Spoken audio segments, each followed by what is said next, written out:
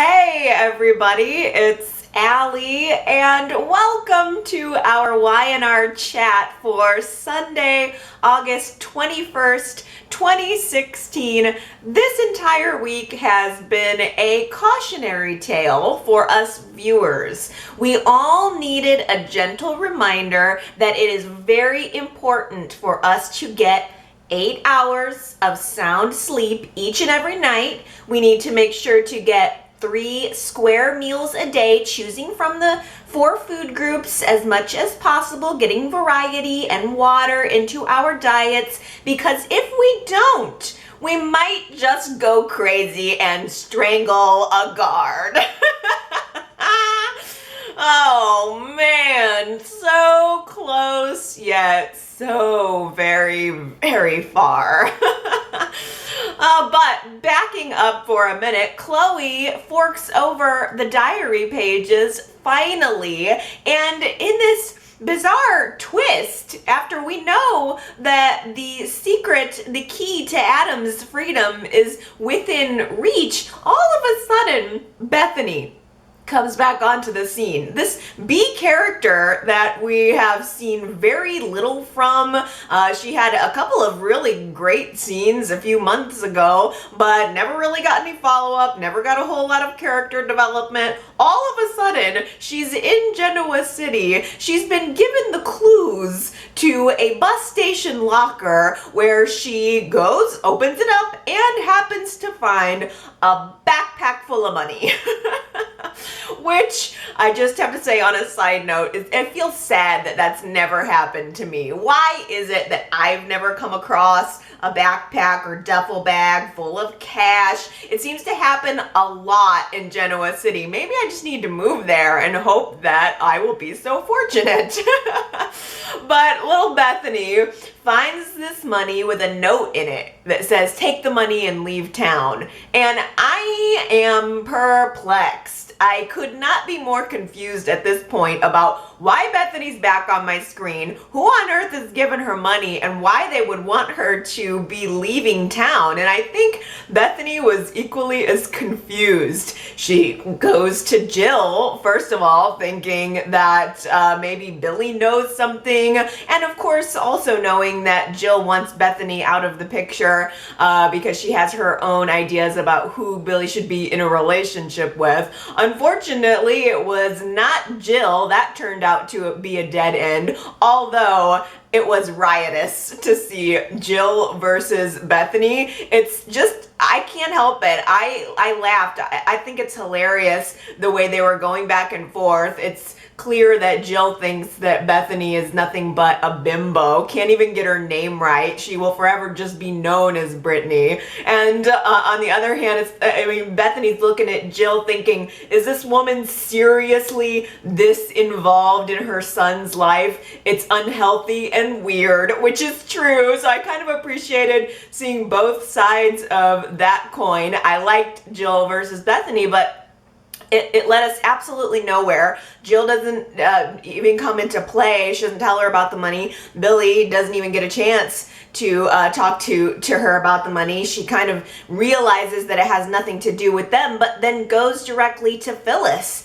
to ask, hey, maybe did you give me this money to leave? You've given me money before. I'm sure that she was thinking that Billy was gonna be made aware that it was Phyllis. I think, Bethany's first idea was that it has to have something to do with this other bribery situation, which I've recently been involved with. Phyllis had no problem forking over cash, so she assumes that it's her now, but Phyllis is no longer in the Billy business, at least on the surface. It's clear to Bethany that Phyllis didn't give her the money, doesn't want to have anything to do with her, so we're kind of left at a dead end until, as with all things, the trail leads back to Victor Newman. I should have guessed. Why didn't I guess it from the moment there was a backpack full of money? That always equals Victor Newman. And we have our next frame-up victim.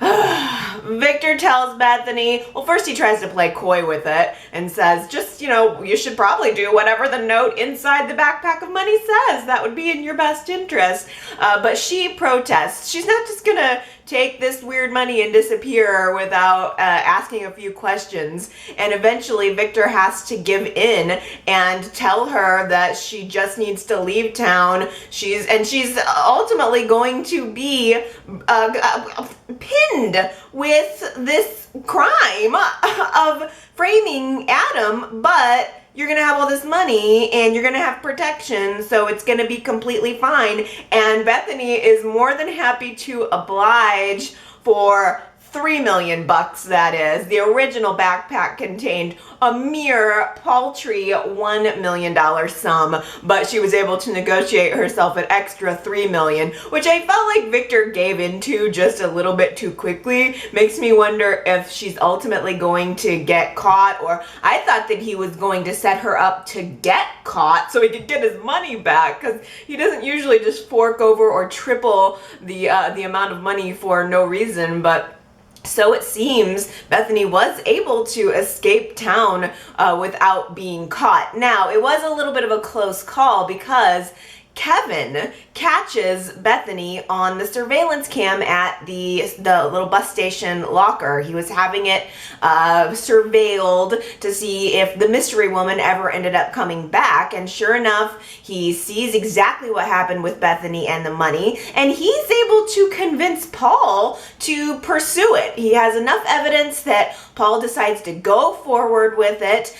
They find Bethany's fingerprints at the storage locker, which not only, by the way, reunites Paul and Dylan. Paul kind of saying, all right, let's save the I told you so. You can come back and help me. Let's investigate this. It is a legitimate lead. So they find Bethany's fingerprints, and that leads them to Chloe's old hotel room, where all of her clothes are, where all of the wigs are, where Chloe's fingerprints are probably all over everything. I don't know why. I mean, it's the same hotel room, right? It was the same wigs, right?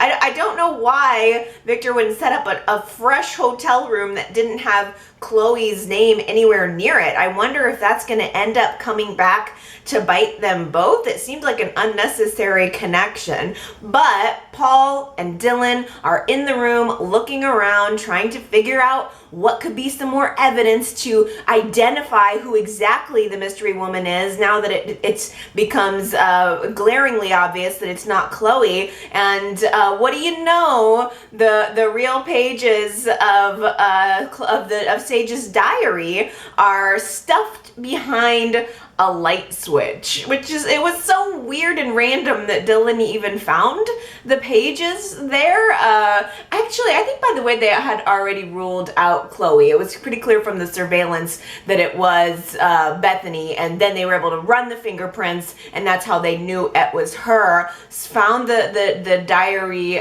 pages that were missing, but Bethany had already skipped town. They tried to locate her and couldn't find her. I was a little bit disappointed that the diary pages got laid out. They were very benign. Everything was pretty much just Sage talking about her grief over losing Constance. Didn't say anything about Adam, really. And more importantly to me, it didn't say anything about the paternity of her son. I know we had kind of speculated, and I definitely was on board with believing there was going to be more to those diary pages than just Adam's freedom, but there was no mention of the paternity whatsoever. But it did equal a ray of hope for Adam. And oddly, I thought that maybe it was also going to become kind of a redemption for Victor and for Chloe. Early in the week, we had this scene of Chloe going to Delia's crash site, which is still in its pristine condition. I don't even know why she would leave a picture of her daughter out there. I would want to keep that with me. I don't know. This crash site, I think, needs to be retired. Of all of the sets and things that we've applauded Y&R bringing back and using over the past 2 or 3 weeks, this wasn't one of my favorites, but it was, I assume, supposed to give us sympathy for Chloe because she is obviously trying to move on. She seems like she's trying to turn a new leaf. She did the right thing by giving the papers or the diary pages back, and she's trying to focus on her daughter rather than focusing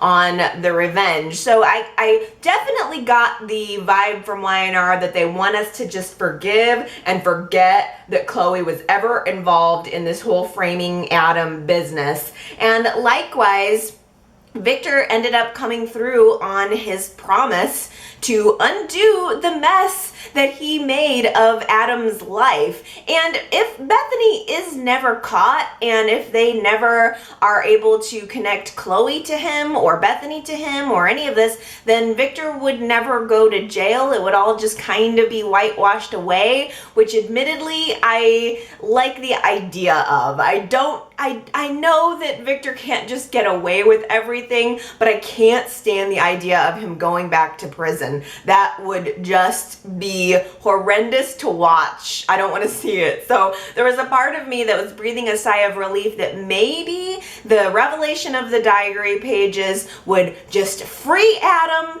and would kind of sweep the Victor and Chloe stuff under the rug so that we could all move on. And if Victor's going to get punished, by the way, I'd rather see him get punished through the family or via the family. And same goes for Chloe. I'd rather just see, rather than seeing Chloe go to jail, I'd rather see Chelsea kick her butt. Or, you know, rather than Victor going to jail, I'd rather see Nikki find out and tear into him. Or even Nick this week confronted Victor and said, you destroyed Adam's family. You took his life away from him, and you used my dead wife to do it, by the way. And I thought Nick had probably the question of the week, just looking at Victor and saying, what is wrong with you? It is the question of the day. What is wrong with this man that he would continue to do these crazy things and that he would do something so horrible to Adam, and he still insists that he never wanted Adam to go to jail, that this wasn't his intention, and I believe it wasn't, but it's still a really messed up thing to do to your own son. It's I don't know, it's trying to teach someone a lesson to an extreme that it never should have been taken to. But anyway, Dylan tells Chelsea that the diary pages are found, and she cannot wait to share this amazing and happy news with her husband. This is the evidence they've been waiting for. He can actually be freed, and it probably just in a matter of days, if everything would have gone according to plan, they could have been reunited with their happy marriage, happy family. That reminds me of last week's poll results. By the way, I asked you guys, are Adam and Chelsea headed for a breakup? Because it was looking a little dicey. He was pushing her away last week, and it was a little bit hard to watch, but a resounding 65% of you said, no way, Adam and Chelsea are just going through a rough patch. They will not be breaking up. 35% said, yeah, I think there may be some trouble in paradise. So it seems like the majority of people believe that Adam and Chelsea will make it through this no matter what, and I tend to agree. I think that this is a very popular couple. I don't think that Y&R is going to break them up, unless, of course, something happens with Justin Hartley's contract, or, you know, he wants to go off and pursue his other projects full time, or if something outside comes in, it could, of course, break them up. But for the most part, I think that Adam and Chelsea are pretty much stable here. I think they had a real chance at rebuilding their life and having this joyous reunion. The problem is Adam has decided to deprive himself of sleep, deprive himself of food, and he begins to have these like double Victor vision nightmares. And it was cool. I'm not gonna lie. I really, even though it was a sad thing to see Adam go through, I thought Y&R did a really good job of portraying Adam's frame of mind in that entire double sequence. Essentially, Adam is seeing this prison guard talking to him, and he's just imagining Victor. And it happened before an actual prison guard even came into or around his cell. He first started out just having nightmares about Victor, and that's what prompted him to try not to sleep. He figures if he doesn't sleep, he can't have these horrible nightmares. And I'm not exactly sure why he was not eating. I didn't take it as hunger strike as much as maybe he's so depressed, he's so down. The vision of Victor was telling him to just end it already. So I think he was just trying to deprive himself, or that was kind of the way that I took it. I can't blame him because that prison food did not look real good. Y'all know how much I hate those nasty looking prison lunch trays. I said it when Victor was in jail. I don't know what it is. It's a really bizarre thing for me to be picky about, but the idea of eating off of those plastic lunch trays, that little sandwich and that little fruit cup with the plastic thing you pull away. I don't know why that is gross to me. I'm very particular with my glassware, I think is what it is. I have to eat off of a proper glass plate, and I have to have a proper glass drinking glass. I don't like plastic dishware. I don't know why. I'm not like born with a silver spoon in my mouth. Believe me. For some reason, I like traditional things to eat my food with. A real fork, a real knife. And for some reason, that tray and that little gross little plastic coffee cup, just, I couldn't blame Adam whatsoever for not eating. But the nightmare that he had about Victor being the prison guard kind of morphed into his reality, in quotes. And this guard comes in, notices that he's not eating, even tries to he brings the food to him, which is unusual for prison. I would think they would just kind of let you starve, or like he said, force you to get your food via IV or something. But the guard is actually trying to help him, brings him some food, is trying to talk him up a little bit, and unfortunately Adam just snaps. The hallucinations take over, and instead of hearing the guard helping him, he instead sees the guard morph into Victor and hears Victor taunting him. All of the words that are coming out of this mouth are taunting of him, saying that Chelsea's moved to Paris, she's found another husband, Connor calls him dad, and it's a nightmare scenario for him. I think Adam all of a sudden really cannot distinguish reality from these hallucinations, and he just flips out, attacks the guard, is punching him and trying to choke him to death. I was thinking, oh, please don't let this prison guard die. If the guard dies, we are all screwed. There is no getting out of this. But it seems like the guard did survive. He's just, I don't know, unconscious in the hospital or something. With this, which I feel bad for the guard because he was actually trying to help Adam, and this is what he gets. But the warden's not just gonna take this and let it go. Nobody really understands what Adam was going through. They don't know him. I mean, for all they know, he is a violent criminal, and he took this opportunity to enact violence. They wouldn't possibly know what hallucinations were happening in his mind. So the warden reveals that there are going to be new charges. So now, it's like hope choked. We were so close to actually having Adam out of prison. I mean, if he could have just lasted for 5 more minutes. Chelsea was at the prison ready to tell him that he was going to soon be set free, and instead now he's got these new charges on him. In the previews for next week's show, Michael is telling him to plead insanity.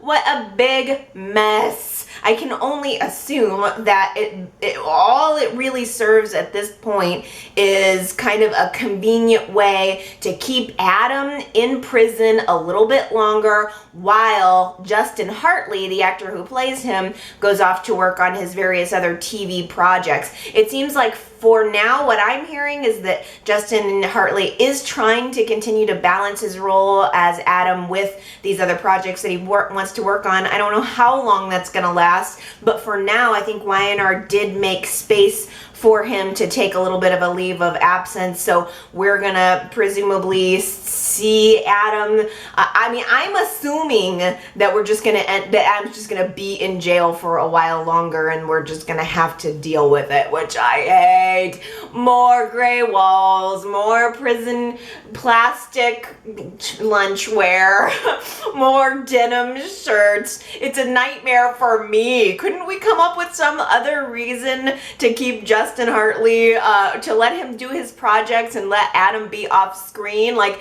maybe Adam could decide to buy a boat and sail around the world.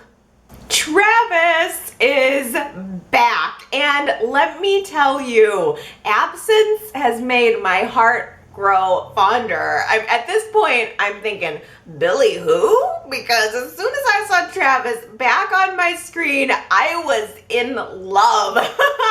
I don't know what it is about this guy. It really truly feels like getting him out of that dingy bar and now all of a sudden getting to see him in this other setting just made me love him all over again. And not only that, but Victoria and Travis are like the couple for me right now. I mean, forget about Billy and Victoria. This is just my opinion. Victoria and Travis have got it going on. I think Travis is so cute. I really like his personality. It's, a lot of times Y&R will bring on these new hunky guys and you can't get a real sense of who they are and what they're like. But this guy has personality and it comes through in his delivery. He had so many great lines and speeches this week, and he's just even cuter somehow this time around. I'm so happy about it. I just about died when he showed up on my screen in his cute little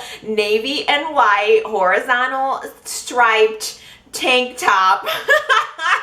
In fact, I decided to do, there was a lot of navy and white on the whole surrounding the boat scene and the Travis scenes in Victoria this week. So this week I was getting ready to do Y&R chat, and I was trying to find something to wear and wanting and wishing that I owned a horizontal navy and white striped tank, and unfortunately I did not, but I did give you a navy blue shirt today, and I did a white kind of beach cover up. So I'm trying to bring the ocean to us here. Now I'm in the Midwest and it's a really rainy day. I don't even know if you can see it, but I'm trying to, bring that sense of the sea to Y&R chat. It seems to be a sea themed week this week. Travis sailing around in his boat. It was complete with wood paneling and all of the sailor decor that you can handle. I mean, there's like a portrait on the wall or the sign on the wall. It's like, come sail away, and there's an anchor and all of this boat decor. I don't even know if real boats would be decorated like that, but I don't do much sailing. But I was very happy to see the sexy sailor man inside of the boat. What a pleasure. And of course, the Newmans want to bring Travis back in order to implicate Luca, who is trying to frame Travis for the whole oil spill thing. Whatever. For me, I'm so least interested in that part of the story. I was just so happy to see him and Victoria together. Apparently, though, the life of chopping lettuce for dinner and sunbathing on the deck with a good book and fixing the toilet in your little boat is very alluring. Travis is very happy with his new boating lifestyle. Victoria tries to call him to ask him if he can come back to Genoa City. The Skype connection was really good. It was clear as day. There was no cutting out. He was apparently able to get very fast internet on the dinghy, but he doesn't want to get involved back into the mess that is Victoria's life. I honestly can't say that I blame him whatsoever. So at Phyllis's behest, Victoria decides to show up in person to try to have sex with Travis. I mean, to try to convince Travis to come back to Genoa City. And how could he say no when she was also appropriately dressed in her little sailor girl decor? She had like a white hat, I'm trying to remember, but she definitely was wearing like navy and a white jacket, and then she had the horizontal blue and white striped on her bag. Like, whoever styled the whole boating scene definitely had a horizontal stripe navy and white thing going on, but the decor was lovely. It was more outdoor shots. I mean, we had so much of a sense that we were actually at sea. It was wonderful seeing everybody in natural light, and I believed it. I don't know where they filmed it, but I believed they were on a boat. And I was so happy to see Victoria go to find him. Did you see how happy he was to see her? I mean, his face just lit up the moment she walked into the boat. This guy has been probably dreaming of Victoria. I think he said that. He dreams of Victoria day in and day out for all of these weeks now. He's longing for her. He named his boat after her, the Blue-Eyed Beauty. And now here she is walking back into his life. And I loved it. She was clearly trying to convince him to come back into town because she needs his help with her family and to try to convince Summer to not marry Luca and blah, blah, blah.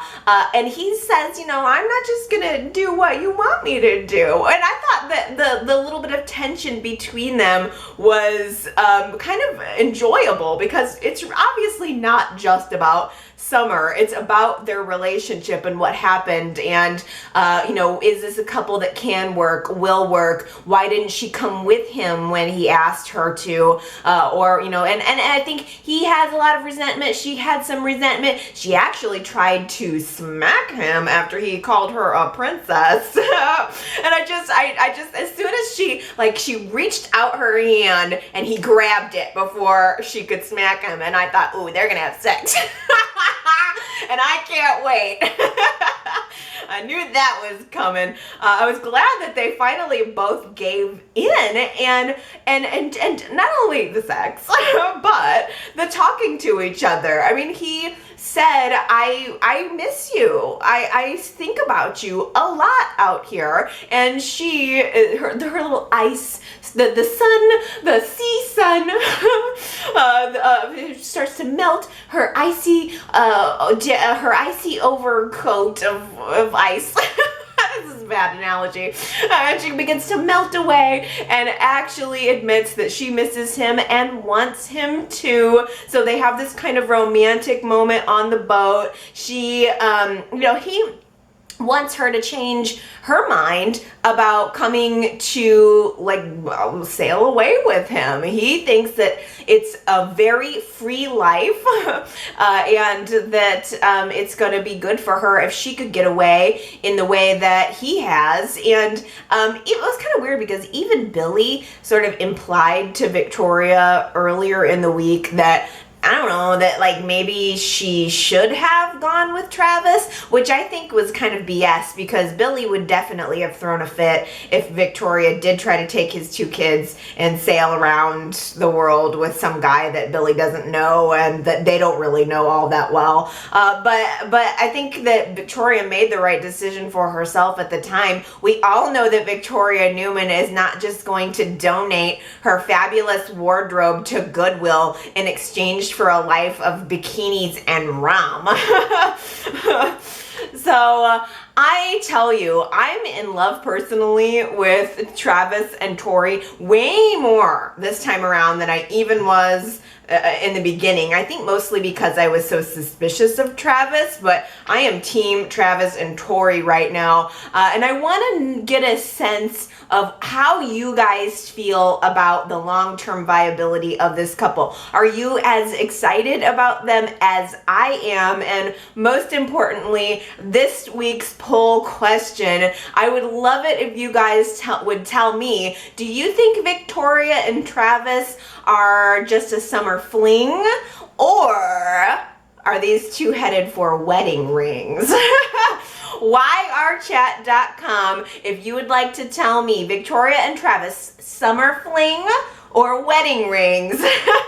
I'd love to get all of your opinions on this, because yes, they're cute. They are cute, but do they have long-term viability as a couple, considering the fact that they are so very different and they're in very different places? I think we all at least probably can agree that if this couple is going to work, Travis is going to have to abandon ship and relocate back to Genoa City.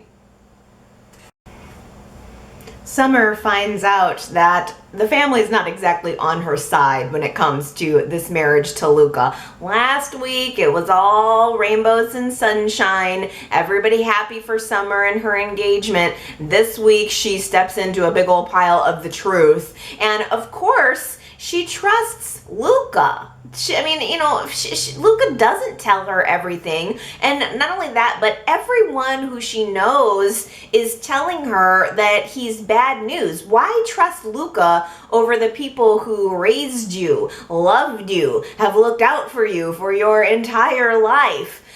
Summer is just blind. She is just absolutely blinded, and it makes it harder and harder to have sympathy for her when the truth is staring her right in the face.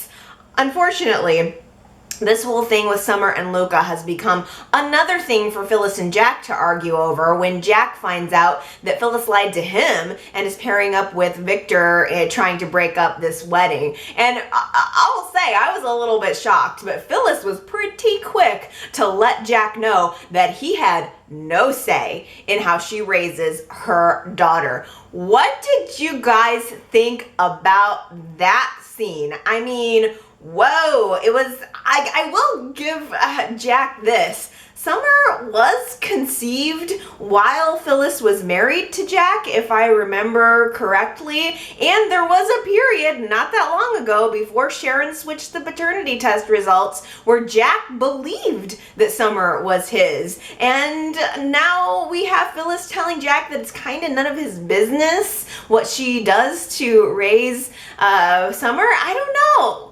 I understand where Phyllis is coming from. It's her daughter. She has to fight to protect her, but I kind of thought it was a little rude the way she shut Jack out. But I'm dying to know how you guys felt about that scene. Was Phyllis right to push him away, or does Jack have every right to be involved? I think that's kind of a juicy question. I will say I was happy to finally see Jack confront Victor this week. That has been a long time coming. And I think we talked about it last week too. It's good to see Jack finally stepping up and telling Victor, stay away from my wife. It's the one thing I told you not to do, and here you are doing it. It was a good Jack and Victor confrontation. When was the last time we had a really good Victor-Jack confrontation where Jack was being aggressive? I kind of missed that. I saw it this week and I missed it. I feel like you can't go wrong with the classics. So let's get that Victor and Jack rivalry up and going again. And oh my gosh,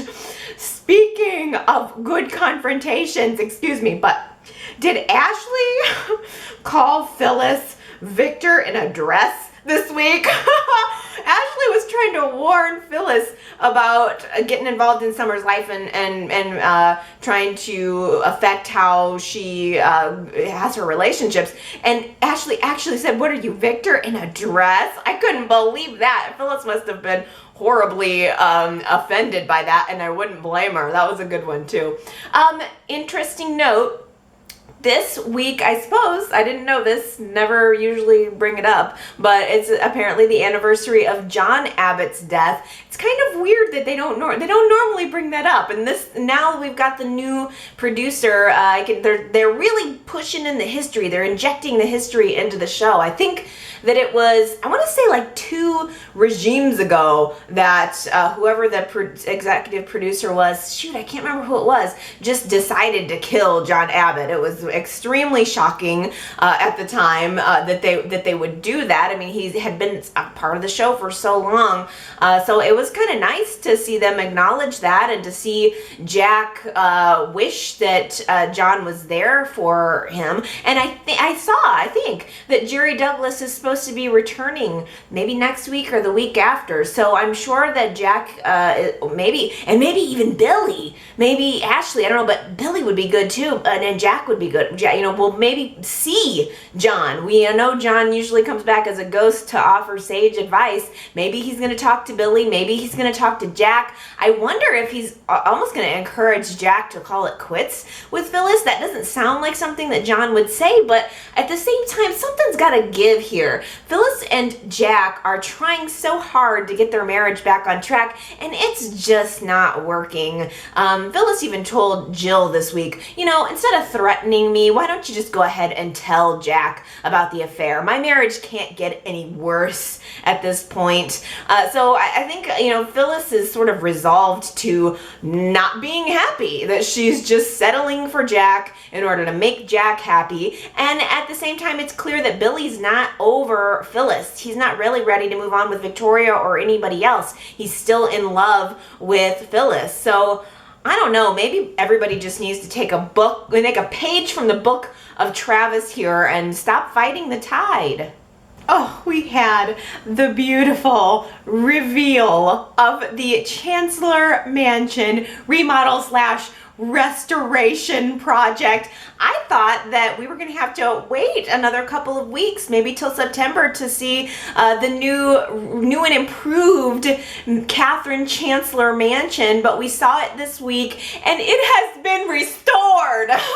It is so beautiful. I am so happy with this. I can't even tell you. I just wish that this is what they would have done in the first place. I think that they restored it to its original essence while updating it and making it look more modern. I mean, the parts that they restored were really meticulously detailed. I mean, right down to that mural, that sort of woody mural that lines the stairs as you go up the stairs in the foyer. And they also restored that black and white checker floor that was always right there at Catherine's front door. I thought it was so appropriate because it almost felt to me like the elements that were the same were the areas where Jean Cooper had her last scene. We last saw her ascending up those stairs, and so it's the foyer, those stairs, that area is really, really similar. They kind of left that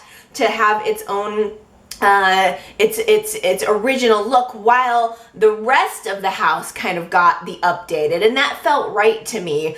And the whole place feels like it feels the same, it just feels a little bit different. I suspect that they actually did build a whole new set for the remodel when it became Billy's house, because it's clear that there's like a wall missing. Like, if you think about it, when we were at the original Chancellor Mansion, the camera would always shoot in toward the fireplace. Every angle we always ever saw, it was being shot toward the fireplace. So we would see people coming in from the foyer and then sitting on the couch, and Catherine had that kind of back wall where she would look out the window on where I think Philip is buried on the property. She had a desk back there. Now that whole wall where the windows were is gone, and that's where we're shooting from. Now we're shooting toward the entryway or toward the bookshelves, for instance. So that kind of makes me think that maybe they redid the set in full. I kind of doubt that they went back and like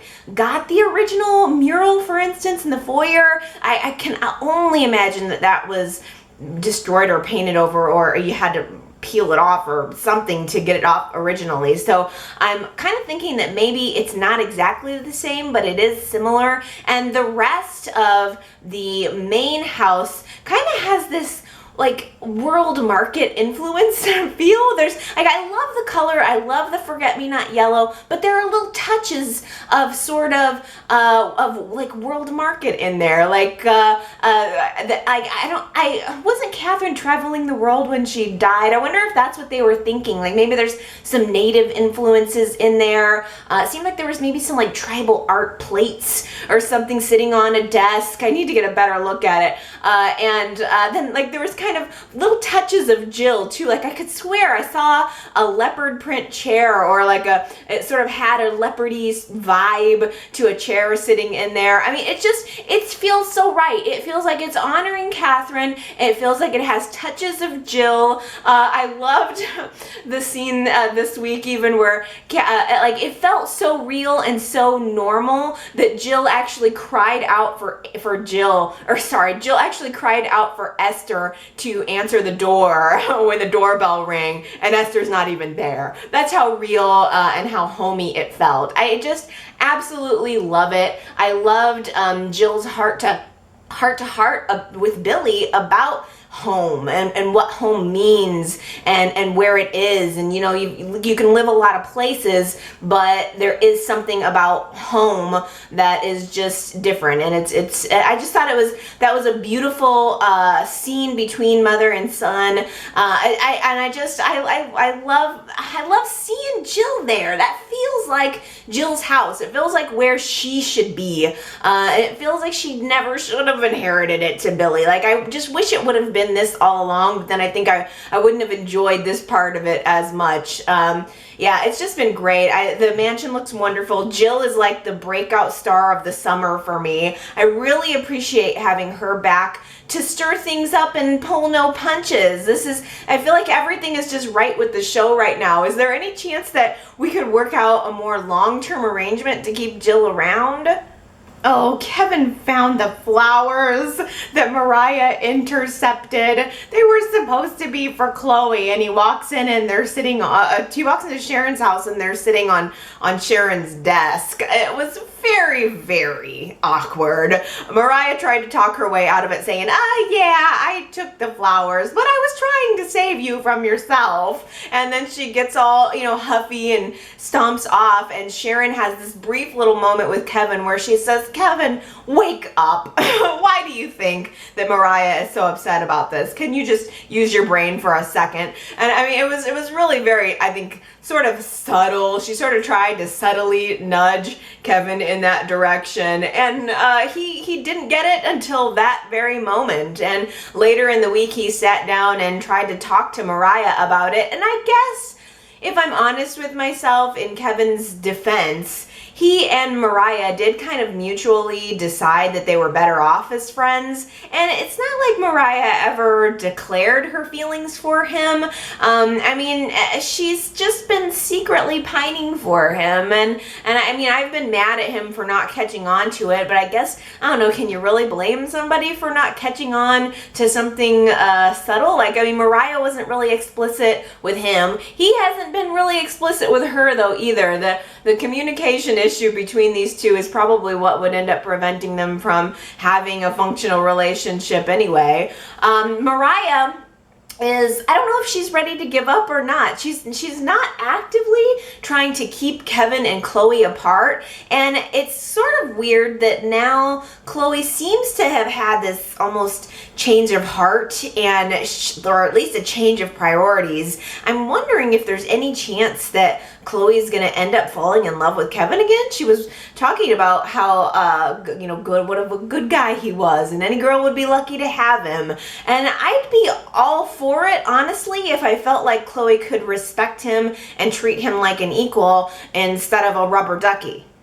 Last week, Summer and Luca were getting all smoochy, but she had wedding plans to make, and Luca just didn't want to let it go. He wanted to get a little bit. She turns around, I think, as she's walking out the door and says to him, "No more picturing me naked." And that was last week's Who Said It quote. So many people got that right. I think I said last week I said, oh, I tricked you guys. Not very many people got it. I think only a few people got last week's, and then 18 people got this week's quote. No more picturing me naked. It was Summer to Luca. So let me read out all 18 of the winners here. Tina Cole, Edith, Becca, Sharita, Katie, Gary, Justin, Steven, Nancy, Troy, Nathalie, Jasmine, Sandra, Rachel, Jen, Tony, Wendy, and Gina. I hope I got them all right. Congratulations, everybody, for getting that one. I got a good one for you this week, too. I like this zinger. If you think you know who said this, you can tell me. Talking to you makes me want to gargle glass. Isn't there someone in everyone's life that makes them kind of feel like that? Talking to you makes me want to gargle glass. Who said it, you guys? yrchat.com if you would like to leave your guess, and if you get it right, I will give you your big congratulations and props on next week's YNR chat. Chatterbox time. I think this is my favorite comment of the week. Daisy on Facebook says, wouldn't it be great if Jill got to experience something similar to what Catherine experienced when Jill and Catherine's lives first became intertwined? The fights were epic. I think the only person who could give her a run for her money in a similar way as she did with Catherine is Phyllis. I would love to see Phyllis and Billy marry, then see what havoc Phyllis brings into Jill's life in a similar fashion she did to Catherine way back when. What a full circle moment for Jill that would be, Daisy says. And they can all live in Catherine's home. How fun for the viewers, anyway. Oh my gosh, Daisy, that is the most brilliant and enticing idea that I think I've heard all summer. I mean, that would blow my mind. That is Jill's house. That's where Jill belongs. And the fact that it could be brought full circle with someone antagonizing her the way that she antagonized Catherine for all of those years is genius to me. Really well done. I love that thought. Gosh, I wish that would happen. Gary left me a voicemail with an awesome observation. I didn't catch this, never would have thought about it, but I know that the chatters are going to appreciate this. When Bethany walked in to the Chancellor Mansion and mentioned that the place had recently been restored, Jill was jabbing at Bethany, calling her a surgically enhanced little twit. Great line. But Gary mentioned Catherine would all the time call Jill a twit. Can't you just hear it in your mind? And that's almost like this brilliant callback to that sort of relationship. Maybe that's what made Daisy think of that idea, just that Jill was now kind of taking on the Catherine role, and as Gary mentioned, Bethany was a little bit in the Jill role from years past. Also, Gary said Bethany called the restoration, the house, looking like a mausoleum, saying it looked like a mausoleum. And Jill, Gary says, always called Catherine's house a mausoleum. That's beautiful. That had to have been intentional. The writers had to know that that's what they were doing. There's just this part of me right now that can hear Catherine calling Jill a little twit, and Jill coming in and saying something about this dusty old mausoleum. I can hear it, and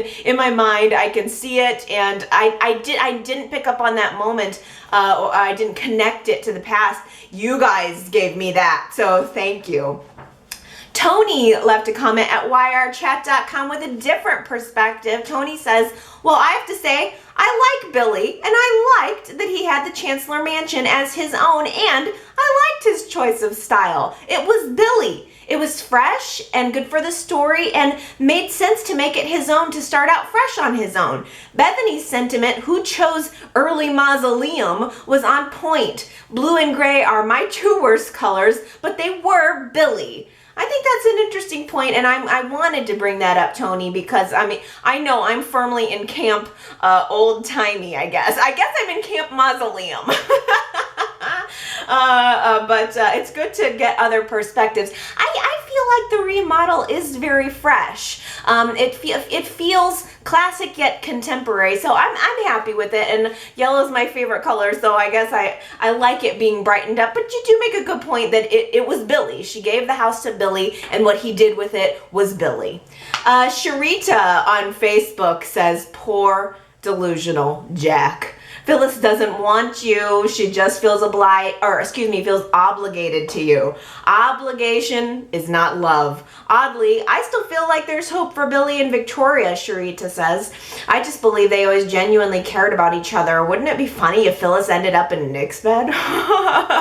Back in Nick's bed. Yeah, I know. I wonder if there's anybody else out there still holding out hope for Phyllis and Nick. I mean, it's something that just is not brought up very much, but you never know. They could be united over Summer and her terrible life choices. Superplex at yrchat.com says, what logical reason is there to flushing Travis out of his odyssey in Mexico and bringing him back to Genoa City just to have him confess whether or not he was responsible for sabotaging Newman Enterprises' offshore rigs? If he were guilty, do you think that out of the goodness of his heart he would admit to it? Excellent point, Superplex. Let me just help clear this up. There is no logical reason for pulling Travis out of his odyssey. It only served to reunite Victoria and Travis. I feel like it was purely viewer driven. The viewers didn't want to see him let go. Maybe they wanted something new for Victoria, and that's why they drug him away from his boating vacation.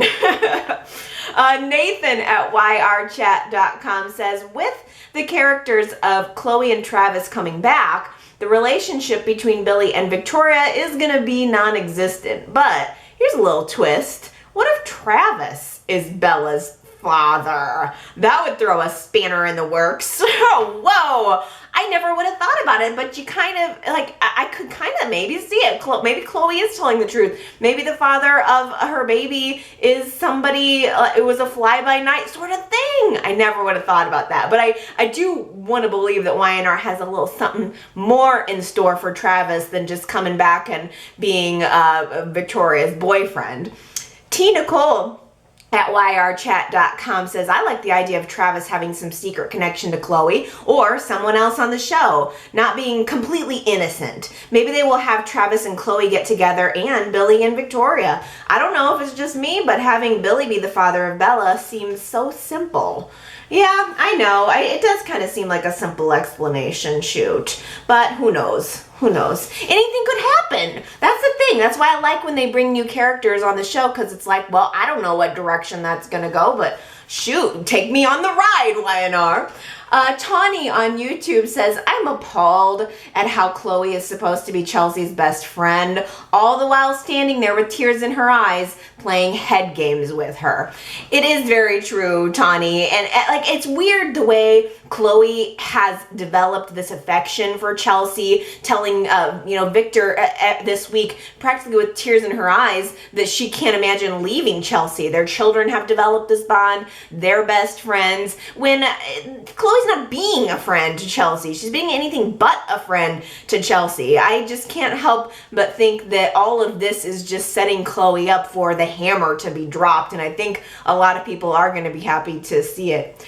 Aaron on YouTube says, I'm still not convinced that Kevin isn't the father of Bella either. Chloe's schemes go all the way back to 2007 when she first came on the show. If she faked evidence to put Adam in jail for a crime he didn't even do, who's to say she didn't fake the DNA test results? My sentiments exactly, Aaron. Oh, Rocks Grace on YouTube mentioned that in Pretty in Pink, the movie, Andy, aka Chloe, does not pick Ducky in the end. She picks the rich guy. I'm so glad you mentioned that, because it has been a while since I've seen that movie. But yeah, I mean, I know that she was interested in the rich guy. It's like, okay, so I guess Ducky got shafted, and then now I'm kind of remembering that Kevin and Chloe were trying to rewrite the ending of Pretty in Pink, where, you know, Ducky didn't lose the girl, but I don't know, frankly, I just don't see it going any other way. Anna left me a voicemail saying, I did not see it coming that Bethany took the fall for the diary pages. I thought for sure it would be Luca. Yeah, Anna, I think absolutely everybody thought it was going to be Luca. I had suggested last week that maybe it would be Dylan. I mean, that's why when when Bethany walked onto my screen, I was floored. I couldn't imagine it, but I kind of like it. They just sort of pinned it on a third party. Are we going to see Bethany anymore, or is she just going to walk off into the sunset with her $3 million? Even though I liked the actress and I thought she had potential, I'm okay if that's the end of the story. Nippy Fan 100 left me a voicemail, and I never would have thought of this point, but it's a good one, saying, why do Victor, Phyllis, and Nick think that Luca is after Summer's money when he has his own money? That is such a good point that, I mean, that they were talking, I think, this week about not wanting Luca to get his hands on Summer's trust fund. He's got plenty of money. He's got plenty of power, frankly. I mean, I think that Luca does want to get in at Newman Enterprises, but surely Summer's not going to be the one to help him do it. Summer doesn't even work at Newman Enterprises right now. So at this point, it seems to me like Luca's maybe trying to frame Travis still to cover his own tracks, but maybe he was telling the truth when he said he was starting out with negative intentions toward Summer and Newman Enterprises, but now maybe he has changed. Maybe he really does love her. And Lori Ann on YouTube says, where's Noah and Marissa? Good freaking question. Whatever. I mean, you would think we would be seeing Noah with his sister marrying Luca, and Marissa, who was married to Luca. You'd think that they'd be up in the picture right now, but I'm just going to assume that both of those actors are just off on recurring and not being mentioned. And I don't know if there's any plans of bringing them back.